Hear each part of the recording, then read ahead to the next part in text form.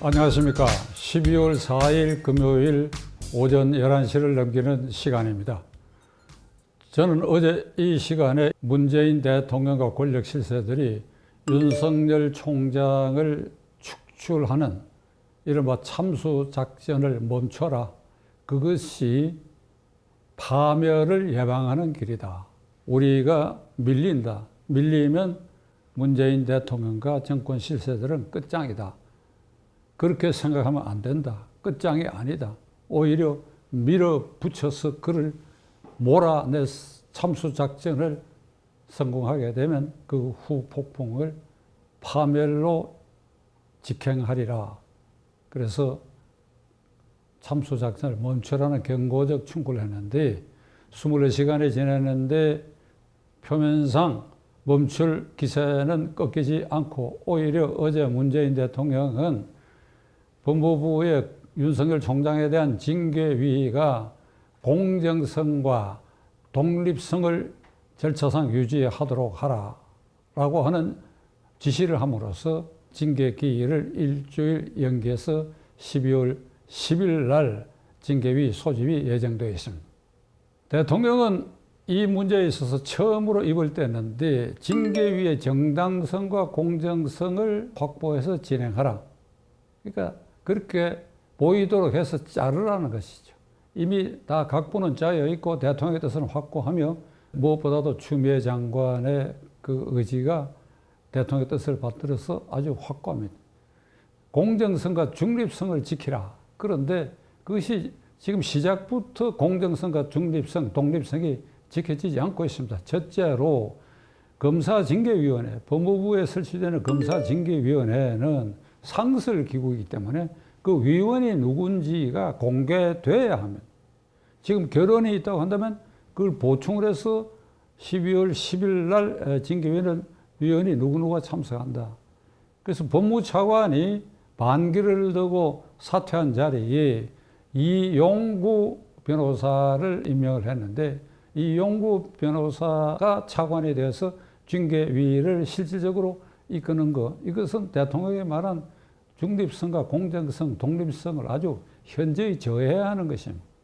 명단도 공개되어 있지 않고 깜깜이 위원 명단을 추미애 장관이 전부 지명하는데 그중에 하나 법무차관을 지금 보충했는데 이용구 차관은 그저께까지 누구의 변호사였느냐.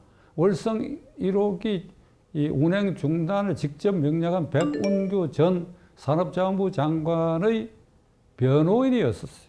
변호인인데 법무차관 지명 통보를 받고 사임결을 냈습니다. 김태년 원내대표는 기자들의 질문에 이게 중립성, 독립성을 해치는 인사 아니냐 그랬더니 검찰 윤 총장의 징계 사유에는 월성 1호기 중단 사건과는 그게 올려져 있지 않기 때문에 괜찮다.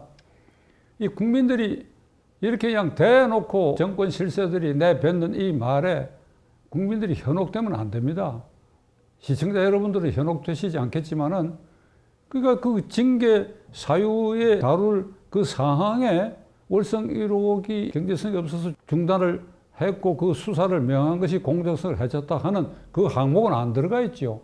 그러나 그것이 현재 대전지검에서 수사 중에 있고 오늘 세 사람의 영장이 청구돼 실질 심사를 하고 있고 그리고 법무차관 발령나기 직전까지 잠재적 피의자인 백운규 전 장관의 변호인이었던 이용구 차관이 결국은 윤석열 총장을 쫓아내버려야 제거해버려야 백운규 장관도 구제된다.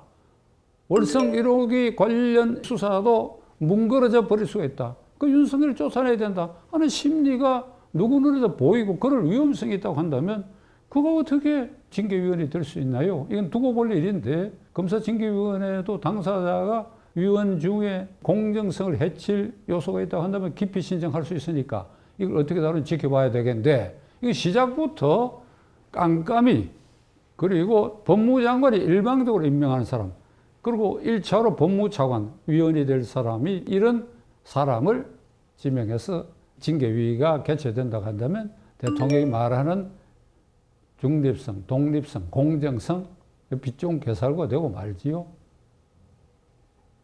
현재의 분위기에서는 12월 10일 징계위에서 해임 결정할 것이 틀림없습니다.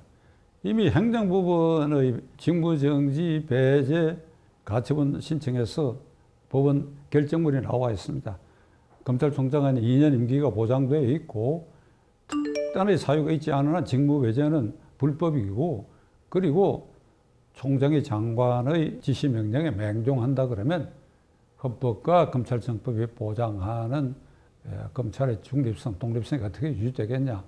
그래서 윤 총장 측의 주장을 다 받아들였고, 같은 날 법무부의 감찰위원회에서도 같은 취지의 결정을 내렸는데, 이것을 어떻게 뚫고 징계위에서 이 징계 사유가 명백하다, 총장 직무를 계속해서 할 수 없고 불법 행위를 그동안에 저질렀다, 그렇게 해서 징계위에서 해임 결정을 한다? 대검찰청 차장검사, 잠시 이 직무대리를 한 조남관 대검차장이 공개적으로 법무부 장관에게 검찰총장께서는 징계 사유가 될 만하고 그를 해임할 만한 그런 행동을 한 일이 없고 그런 직무를 행한 일이 없다. 그러니까 총장께서 직무 배제 철회, 징계 회부 철회하라 그랬고, 그리고 이번에 사임한 법무차관도 같은 취지의 얘기를 했습니다. 그 무엇보다도 검찰 조직 전체가 윤 총장 징계위 회부에 대해서 반기를 들고 있습니다. 어저께 판명된 일인데, 검사장급 중에서 유일하게 아주 선두주자로 이 친정권 인사인 중앙지검장 이성윤 지검장 휘하에 내 부서의 차장검사가 있는데, 제1차장검사 김욱준 검사는 이미 그저께 사표를 냈고, 어제 보도된 바에 의하면 김욱준 차장이 사표를 내기 전에 1, 2, 3, 4 차장과 공보관이 이성윤 검사장에게 물러서라고 그렇게 아주 직언을 했다는 거 아닙니까? 그러니까 지휘 통솔이 되지 않을, 이게 이대로 만일 윤 총장을 해임하는 징계 결정을 하게 되면 검찰은 아마 쑥대밭이 되는 것이 명약 관화해 보이는데도 이걸 지금 강행할 태세에 있습니다. 오늘 아침에 민주당의 이낙연 대표는 9일 국회 본회의에서 공수처법 개정안을 통과시킨다. 그 개정안의 요지는 공수처장 후보를 추천하는 야당목 추천위원 2사람을 삭제해버리고 국회의장이 지명하는 걸로 해버려서, 그렇게 해가지고 개정안이 통과되면 그래 공수처 발족을 이제 곧 순탄하게 되고 내년 초에 발족하게 된다. 이번에는 도리 없이 최선을 다해서 공수처를 발족시켜야 된다. 그런데 이렇게 말하고 있는 이낙연 대표의 최측근 비서실 부실장, 그를 20여 년간 가까이서 보좌했던 사람이 옵티머스 사건과 관련된 것으로 검찰의 조사를 받고 그저께 저녁에 변시체로 발견이 됐어요. 자살한 것으로 추정되는데, 옵티머스 어떤 관련이냐? 옵티머스 핵심 관련자로부터 이낙연 대표의 총선 종로구 선거 사무실에 1년의 기기를 이렇게 제공받았다. 그리고 또 그게 일체 집기 등이 제공되는데 그것이 약 1,000만 원어치 가까이 된다. 이게 선관위에서 고발이 됐어요. 그러니까 그 조사를 받던 비서실 부실장이 자살하게 일어났어요. 이낙연 대표 입장에서는 이 고비를 넘겨야 됩니다. 하루 빨리 검찰의 저 수사, 옵티머스 전체의 수사를 빨리 중단시키는 방법은 공수처를 발족시키는 것밖에 없습니다. 이낙연 대표가 오늘 아침에 공수처 발족에서 그렇게 강조를 한 그 심리적 배경에는 이러한 요소가 있고, 지금 드러난 그거 정도의 혐의만이 있겠느냐. 그리고 옵티머스 사건에는 전직 경제부총리, 전직 검찰총장, 그리고 무엇보다도 옵티머스를 창설한 주역이었던 이혁진, 서울 서초구에서 19대 때 국회의원도 입후보하고 문재인 대통령의 해외 순방 때 동행도 했는데 로스앤젤레스에 도망가 있어요. 법무부가 범죄인 인도 요청을 했다고 하지만 부지 하세월이에요. 그러니까 이 사건의 덩어리 5천억 원의 동학 개미들의 돈을 모아가지고 이것을 그냥 분탕질해서 갈라먹고 거기에 정권 실세 관련이 있고 그 이혁진과 임종석 라인에서는 한양대학 라인으로 다 직간접으로 관련이 있고 이 엄청난 부패 덩어리의 사건이 거기에 이낙연 씨도 이미 발이 빠져 있는 상태예요. 그러니까 옵티머스 사건의 수사를 검찰이 더 이상 못하도록 해야 되고 라임 사건도 마찬가지입니다. 거기에 현역 정치인 이름이 다 나오고 있잖아요. 그리고 신라젠 사건 등 그다음에 잠박하고 있는 이 모든 사건들을 윤석열이를 허수아비지만은 식물 상태로 앉혀두는 것보다는 없애버리고 그리고 공수처법을 빨리 통과시키고 그걸 발족시킨다. 아주 다급한 심정에 지금 이사들은 빠져있다고 저는 생각합니다. 어제 그저께 관변 여론조사기관 리얼미터가 조사한 바에 의하면 처음으로 문재인 대통령이 지지율이 40% 초반에서 37.5%, 30%대로 떨어졌다. 이래가지고 청와대와 여권 실세들이 당혹하고 있다.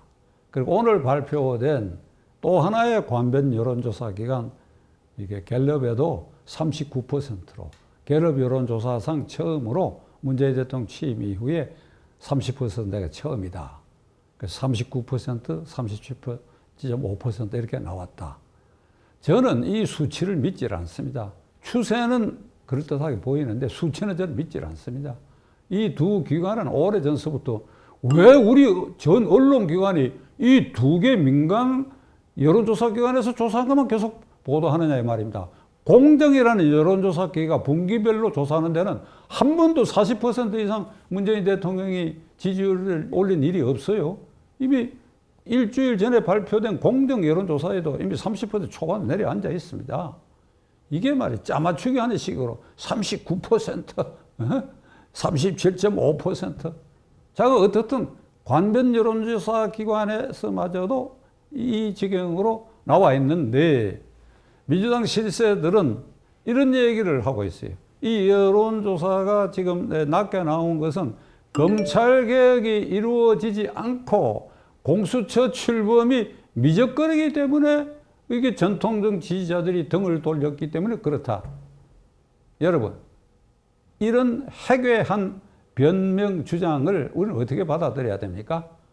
지금 경제난에, 전세난에, 주택난에, 월세난에 거기에 곁들여가 코로나가 극성을 부리고 거기에 법치와 헌법 질서를 파괴하는 윤 총장 참수 작전까지 곁들여가지고 떨어졌는데 공수처 발족이 미적거리고 그리고 검찰개혁이라는 게 윤석열이 쫓아내는 게 검찰개혁 아닙니까?